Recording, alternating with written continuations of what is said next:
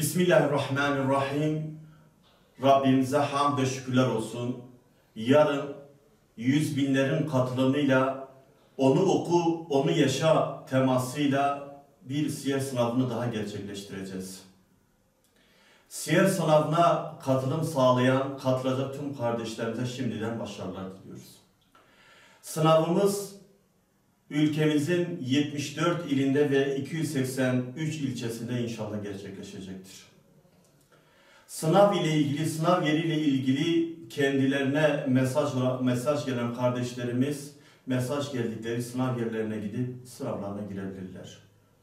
Mesaj gelmemiş kardeşlerimiz eğer başvuru yapmışlarsa, kitabı alıp okumuşlarsa en yakın sınav gerçekleşecek olan ilçemizden veya sınav yerimize gidip sınava girebilirler. Sınava giderken yanında kimlik belgesi, optik formu, cevap formu doldurması için kurşun kalem ve silgi olması yeterlidir.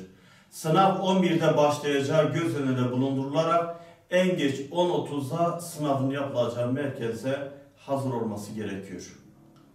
Şimdiden sınava katılan, emek sarf eden, bu hususa katkı sağlayan tüm herkese Peygamber Sevdaları Vakfı olarak şükranlarımızı sunuyoruz.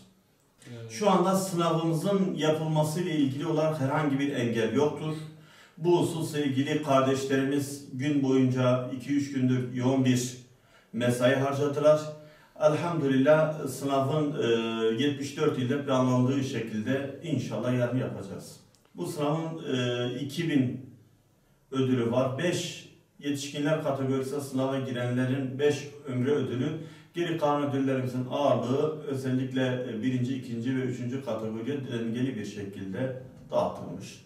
İnşallah biz sınavımızı yaptıktan sonra soruları da biz Rehber TV ekranlarında canlı bir şekilde 17 ile 19 saatleri arasında 1. ve 2. kategorinin sorularını çözeceğiz.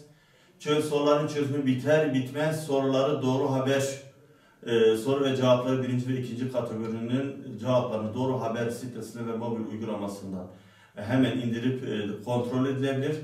Saat 20 ile 22 saati arasında ise 3. ve 4. kategorideki sorularımızı çözüp onların da hemen soru ve cevaplarını yine aynı şekilde doğru haberde yayınlayacağız. İnşallah bu hususla ilgili bütün planlamamız tamamdır. Sıkıntımız yok.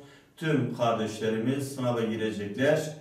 Yarın hazır bir şekilde akşam fazla geç olmadan erken saatte yatıp sabah dinç bir şekilde 10.30'da sınava girecekleri merkezlerin önünde beklemelerini istiyoruz.